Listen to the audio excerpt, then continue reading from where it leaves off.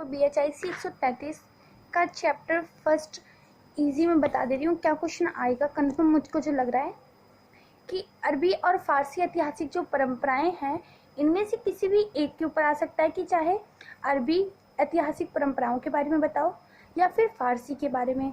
तो मैंने यहाँ पर इजी जो इम्पोर्टेंट पॉइंट्स हैं उनके बारे में लिख दिया है। मैं आपको एक्सप्लेन करती हूँ उसको। देखिए, सबसे पहले है इसमें अरबी इस्लामी विश्व की भाषा थी। जो अब पहले हम अरबी के बारे में जानेंगे, ठीक है। अरबी इस्लामी विश्व की भाषा थी, इसलिए इस काल में सबसे पहले उपलब्ध ऐतिहासिक लेखन अरबी में लिखा गया। के निज़ामी ने ठीक कहा है कि अरब परंपरा ने लोकतांत्रिक आदर्शों को संजोया और वह इतिहास को राष्ट्रों के जीवन गाथा के रूप में मानती हैं। एक तो ये वाला हो गया। और एक अरबी ऐतिहासिक परंपरा राजनीतिक और सैन्य घटनाओं के साथ साथ सामाजिक, आर्थिक, सांस्कृतिक और धार्मिक जीवन को भी सम्मिलित करती हैं। अरबी इतिहास परंपरा के वास्तव में युग के इतिहास के रूप में संदर्भित किया जा सकता है।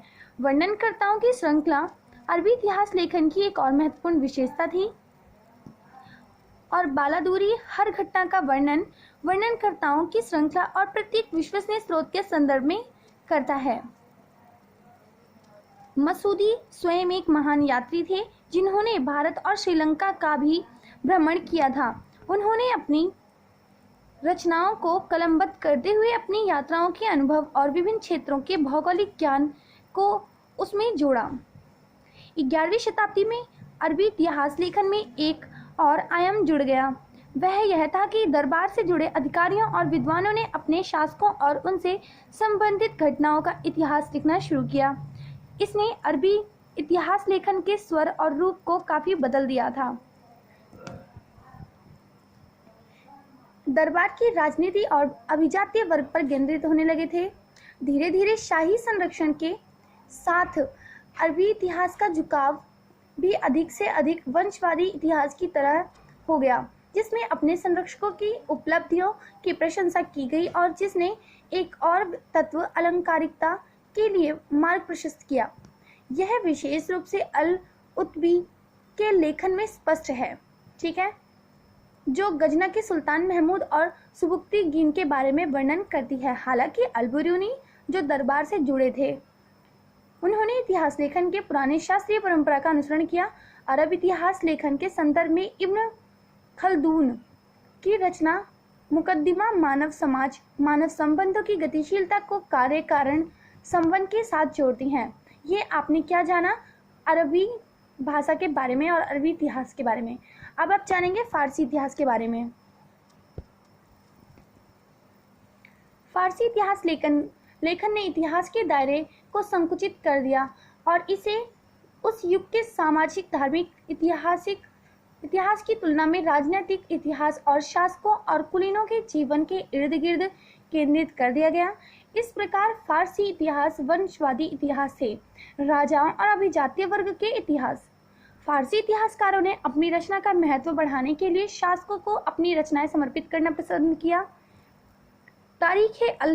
तारीख ए अल्फी अकबर को और इसी तरह मौतम दखान ने अपनी इकबालनामा ए जहांगीर को समर्पित की थी। फारसी इतिहास में अधिकांशतः शिक्षित वर्ग, विद्वानों और संतों पर चर्चा का अभाव पाया जाता है और उनका उल्लेख आमतौर पर शासकों के संदर्भ में किया जाता है। मुइनुद्दीन चिश्ती, बख्तियार काकी, हमीदुद्दीन नागौरी की सूफी गतिविधियों के कारण जीवंत था, लेकिन वे काफ़ी हद तक उसके वर्णन से गायब हैं। बर्नी का इतिहास भी काफ़ी हद तक फारसी ऐतिहासिक परंपरा में आता है, लेकिन उसके लेखन में एक सूक्ष्म बदलाव स्पष्ट है। वह विद्वानों और सूफियों का उल्लेख करता है, हालांकि कम परिमाण में। अबुल फजल ने अपने लेखन में अरबी और फारसी दोनों इतिहास लेखन की शैलियों को मौलिक रूप से संशोधित और संयोजित किया, ठीक है। इतिहासकारों ने विद्वानों और साहित्यकारों और सूफियों को राजनीतिक वर्णनों के साथ शामिल करना शुरू कर दिया था। 10वीं शताब्दी तक अरबी ऐतिहासिक परंपरा प्रमुख रही और अरबी परंपरा पर आधिपत्य जमा लिया गया। जल्द ही फारसी ने अरबी परंपरा पर कब्जा कर लिया और संचार का माध्यम बन गई और सुल्तानों, कुलीनों और साहित्यकारों की भाषा बन गई। भारत में फारसी ऐतिहासिक परंपरा फारसी लेखन पर हावी थी। चचनामा जो मोहम्मद बिन कासिम के भारत विशेषकर सिंध की विजय पर केंद्रित था, अरबी शैली में लिखा गया था। हसन निजामी ने जब फारसी में रचना करने ताजुल मासिर करने के लिए कहा गया तो वह निराश हुए, क्योंकि वह अरबी भाषा को लेखन की एकमात्र उचित भाषा मानते थे। ये हमने किसके बारे में जाना है?